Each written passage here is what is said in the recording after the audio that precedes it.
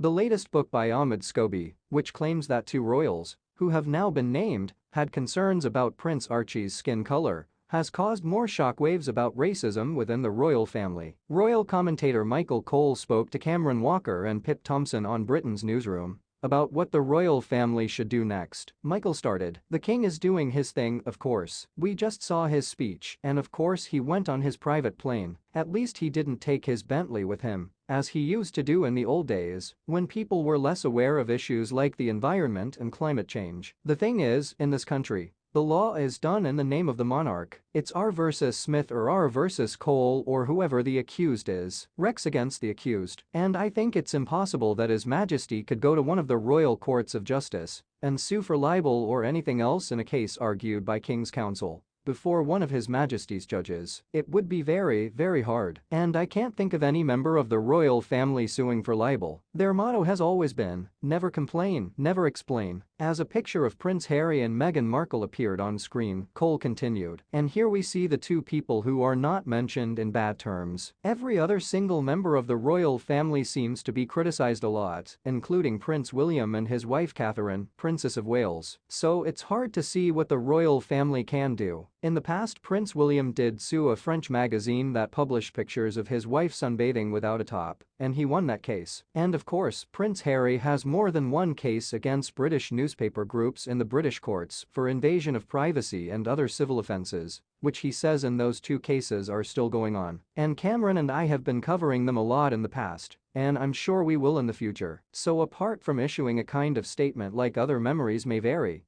it's hard to know how the royal family should respond. They would usually say nothing. I think there's a good case for keeping quiet on this occasion. Silence is golden." Cameron added, "I mean, it's understood, Michael, that Buckingham Palace are looking at all options. But what they didn't want to say was, action against who? Is it Omid Scobie, the author of the book? Is it the Dutch publisher for printing those two names, or is it the well-known television personality who first said those names on British television a couple of nights ago?" "Exactly," said Michael. "In Holland, it was either an honest mistake, which is one thing, or it was a publicity stunt to sell more copies of this nasty book. We don't know. I think it would be very unusual for the royal family to take action against the Dutch publisher and the translator of that, who has said very clearly that the names that we both now know were in the text that she was asked to translate. It's very, very hard to see what the royal family can do. I actually think if I were advising that's not a possibility. Of course that it's better to let honest commentators look at this matter and come to their own conclusions. The British public are not fooled. They make their own decisions very, very clearly." Finally, Cole suggested one possible source of help. "What would help a lot is this. The king's second son is sitting in California on his hilltop. He should come in now and distance himself from this horrible book and make sure that he rejects its content,